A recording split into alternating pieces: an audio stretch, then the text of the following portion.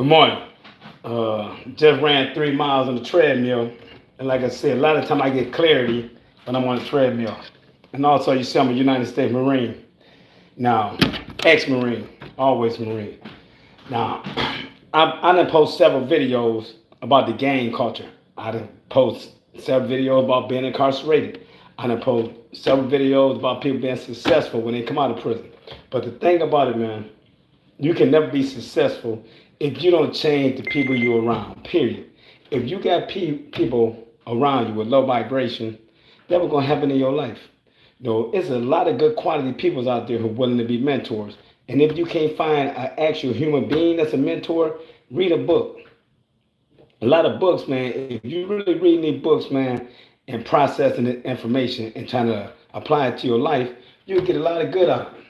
And then when you have your homeboy or homegirl go to prison, the first thing you supposed to tell them, hey man, you gotta get in there and start educating yourself.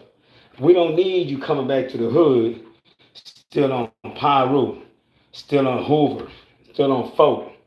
We don't need no more of that shit. We need more doctors, lawyers, politicians.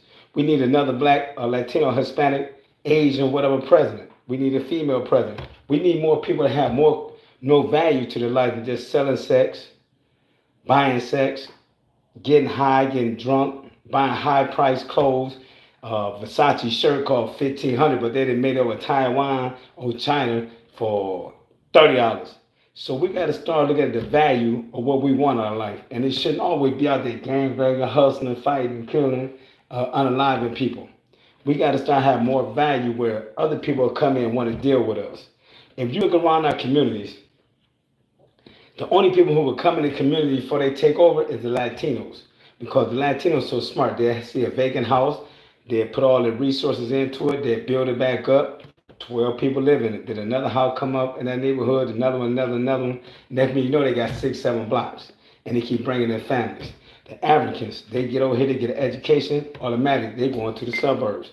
They not going to be in the inner cities of America. But they were taught about our culture that it's demonic and it's evil. If you look at any other race, they not coming into our community unless they selling us a product, unless they hustling off our community. Look at every store in America that either a beauty shop, a nail parlor, a beauty supply store, or a grocery store. They are somebody who don't look like me, but they smart enough to come in and pull our resources out and put it into their communities. And we don't think like that. All we think about being in the corner, throwing up gang signs, talking about who we're going to unalive, trying to be the toughest dude on the block. The block don't belong to you. That block don't have no value. Only value it have to a person who actually own it, who got bricks and equity on that block. Y'all got sweat equity. Y'all running around here, man, trying to find somebody, put in some work for a street reputation. Then you get unalive. Then you go to prison. Nobody out here for your family. It's a lost cause. Then they have a funeral. They got to go down here and have a bake and shake to get you buried. So when are we going to start teaching our children not to get caught up in that illusionary world thinking that everybody loves you? Because people do not love you. They only love you as far as they can use you. I would have said that 40, 30 years ago, maybe even 20 years ago. But now people only love you as far as they can use you. If they can't use you, you're not agreeing with them, you're not on the same accord as them, they're going to discard you like you're a piece of shit. Period. So you got to start thinking about how you're going to get yourself together. What you're going to work on to make yourself better. What improvements you're going to make. Even with me, once I start changing and changing and changing and changing, going to therapy, going praying more, going to church, reading the Bible, educating myself, relearning things that were unwise for me to know and I should have never been taught. Guess what? I didn't have to push people away. My phone don't ring as much. People don't come and see me at the shop as much. People don't call and say, man, what you doing this weekend as much? Because you know what? Because we're not on the same page. And I didn't have to push you away. Do I still care for these people and love these people? Yes. But once you start to get older and more wiser, a lot of people got to get out your life. A lot of people got to get out your life. Cam Newton, the prime example. If he go broke, who won't pick him back up? Some of the networks might pick him back up because he's flamboyant, he's highly educated. They might give him a job. Same with Nipsey Hussle got unalive. How many people still going to go around and make sure his daughter all right? His son's all right? His family, his mom, his dad is all right. They're going to be some. But when he was out here getting money, the whole community was out there for him. How many people going to jail visiting Puff Daddy every day? Because if they feel their name is on that list, they ain't going.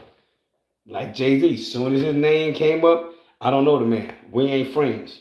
Oh, y'all ain't friends, but y'all did a lot of traveling, picture and photo ops together for y'all not to be friends. Because I'm not a friend of a person. Every time I see you, I might dap you up and keep it moving. We ain't going to keep taking pictures. I'm not going to your parties.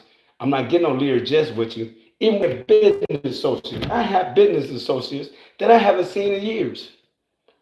But we communicate to telecommunications, but we haven't seen, but these guys have always seen. But that's the thing. Don't nobody want to get caught up in your shit, so they ain't gonna be your friend no more. So make sure you have your life in order.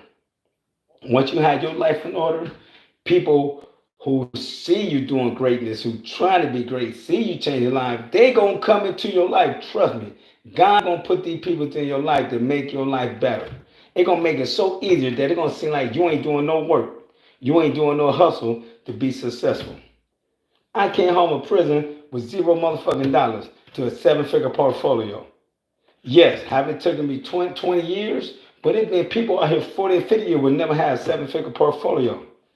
It'll be people out here who worked and hustled their whole life but still have bad credit. It would be people out here that worked and hustled their whole life that's still in extreme debt.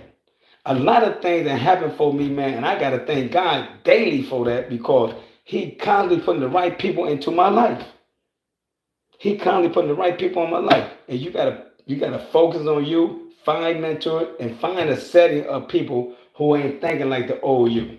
So I'm gonna let y'all go for I'm finished the workout, man. I love everybody out here, man. I want y'all to pray, man. Change your life, man. If you change your life, you'll have the ability to change others. Peace out, hosts.